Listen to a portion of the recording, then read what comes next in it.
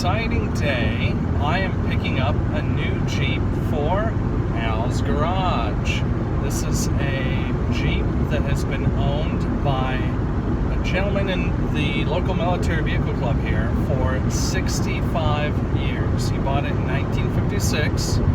He's currently 89 years old, and he is having me do some work on it. So I'm gonna make a few videos, document the progress, and share it with everyone. And I'm heading out there right now.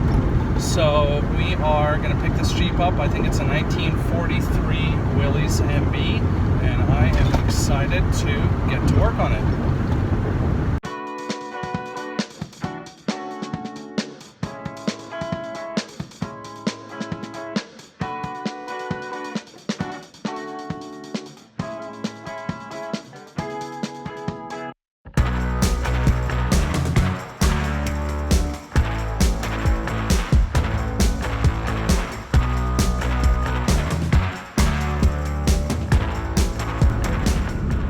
Oh my God, I am hot. I am hot right now, man. It's 105 out, and we just got the Jeep loaded on the trailer. Dick was there, and he had one of his family members that he's storing this Jeep at, who was there, of course, and so we got it loaded on. Since I also own a military Jeep like this, it was easy to hook on, but holy moly. I might go to a service station and grab myself a drink. There is the Jeep. I don't know if we can see it here. Following along. Alright. So, we'll head home, unload, and get this project started. I have my work cut out for me.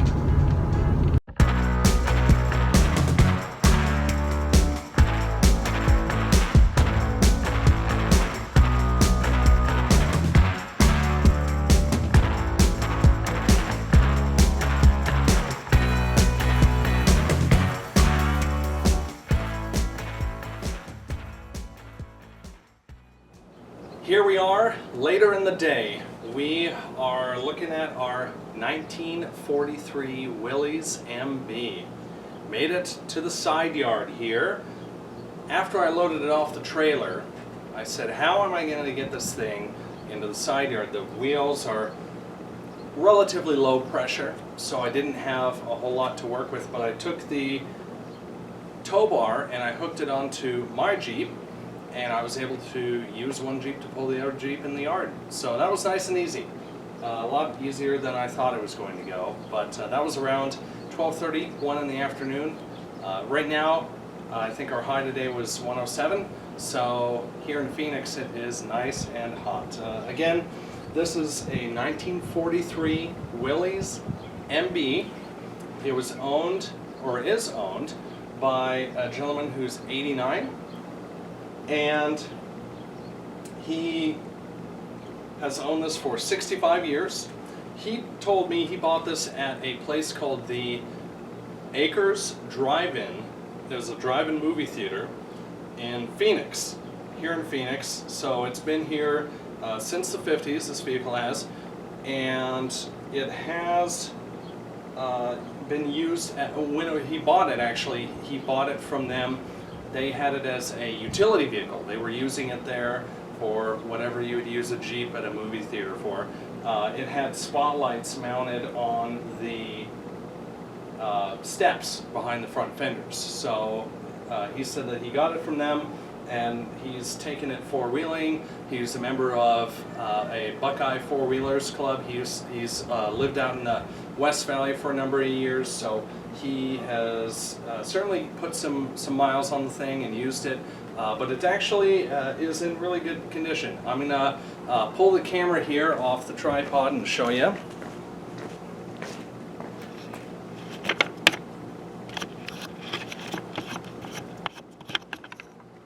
So as we get close, you know, one of the things that really defines a lot of classic cars, and especially open air Jeeps, is rust. And if you look at the inside here, and we're gonna dive underneath, and you look at the frame,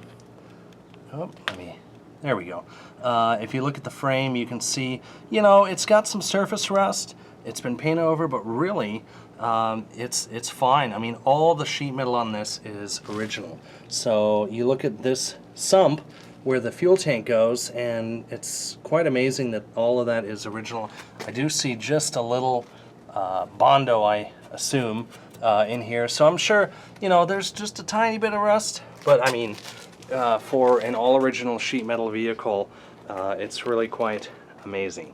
As we kind of go through here, you can see here's our mount for the shovel and axe, which will need to be replaced.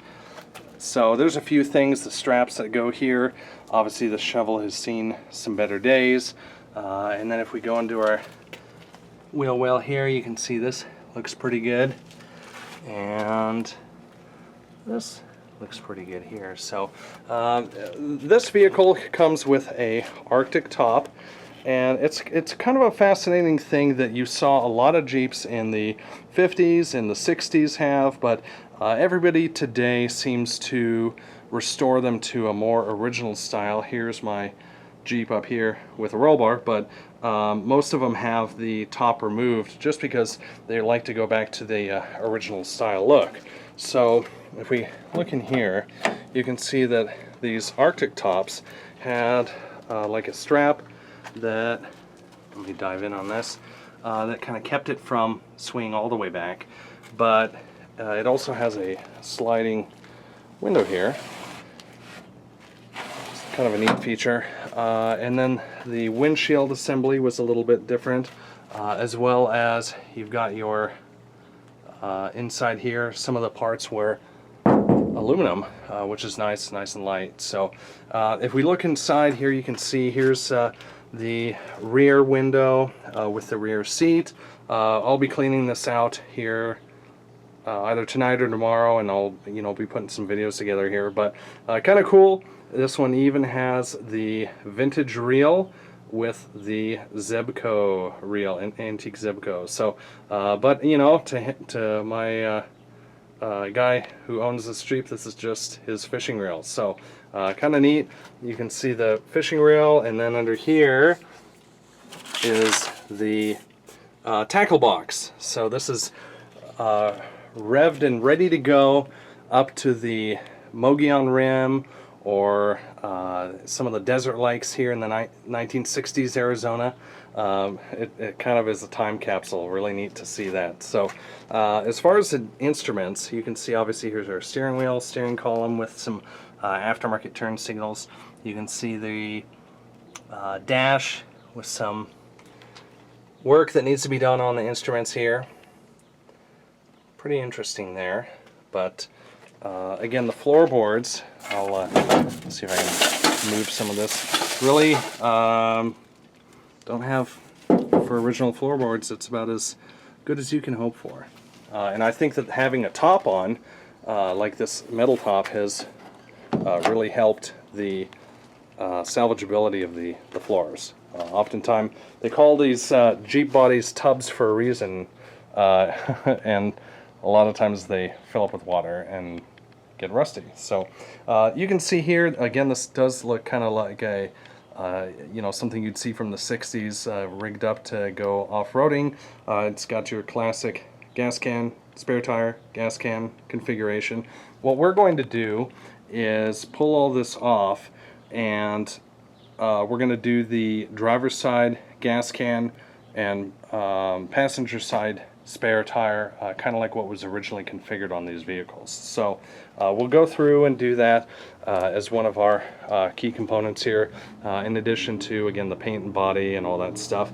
There's a little bit of body damage here, but really not too bad. I think the wheel ended up coming off, as he told me one time. This has got some damage in here, but I think it can be replaced or repaired. Not too bad. We can get that fixed up. Again, here's the rest of this, nice and clean. I do see a few little things here that can be fixed out.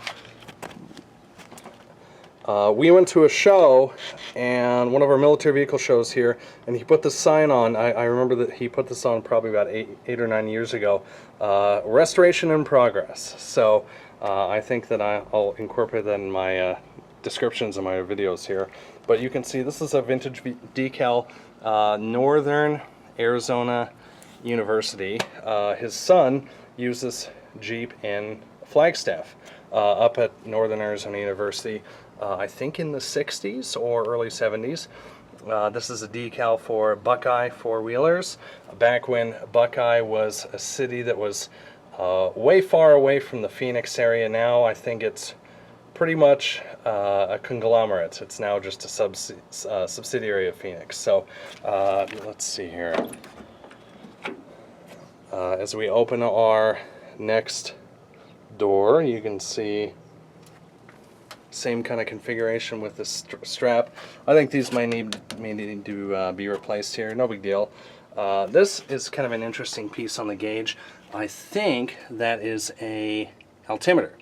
Phoenix's elevation is about 1300, and this reads about 1600. So I think that's pretty much what we're looking at here. This is a tassel. 1981. Interesting. I'll have to set that aside for him. What else have we got in here? Oh, a thermometer. It reads between 100 and 110. Yes, that checks out for what we're at right now here in June. You can see the seats have been redone. We'll leave them like that. You know, again, he's not looking for a full frame-off restoration. He wants to get the thing nice. He wants to get it looking like a classic military Jeep, but you know, we're not going to go on like a full frame-off restoration or anything like that. So again, a lot of nice things here. We'll go ahead and close this here. Let's take a look at the rest here. Yeah, let's pull the engine off, or the hood rather, and take a look at the engine. So you can see this is a classic 4-cylinder flathead, 134 cubic inch 4-cylinder that these Jeeps originally came with. This engine, however, is from a DJ. I think either a DJ 3A is those configurations. It would be what you would see in if you've ever seen one of those vehicles at a car show that's like a pink Jeep with pink and white seats. They obviously made ones that were a little more normal than that. That was kind of a specialty vehicle for hotels and different things like that. But he told me that's what this came out of, so I would assume that would be an early 60s Jeep engine. Obviously, they bolt in, so you're looking at a pretty wide range of engines made through that time. Not a lot of changes, but the starter had a different number of teeth in the flywheel. So there were a few things that we will need to look at as the flywheel ring gear is one of the things that we're going to be replacing in this Jeep. So I believe we still have, oh, it looks like this, yeah, that we are running a 12-volt system. So that was one of the things that he did, was he converted it to 12. It's kind of interesting growing up with a Jeep that's been in the family a long time, and talking to the gentleman who owns this. A lot of what people did as far as modifications were they made some modifications to the steering. They put aluminum tops on these. They converted them to 12 volts. So there's a few kind of key things that you hear about people doing when it comes to these Jeeps.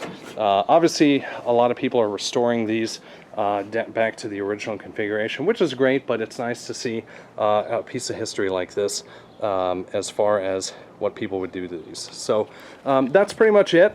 As far as the Jeep goes, the last thing that I wanted to mention is that we're going to be doing a lot of work on this here in the next few months. So I'm going to try to release as many videos as I can about the different components. You know, I was talking with him and I said, hey, what are your plans for this? You know, he's 89, and so you know, he's not going to be around forever. And he said that, oh yeah, when I get this thing done, I'm going to give it to my son and daughter. They're going to be able to have that. And I thought, wow, that's really great, because what a family heirloom this is. And we're going to help make this turn it into a classic Jeep instead of just an old Jeep. So I will leave you with that here, and again, thank you for taking the time to walk around with me here and watch me rescue this vehicle. I'm really excited that we're going to be able to get in and do this here. So if you want to see more, go ahead and consider subscribing and like the video, and we will see you next time.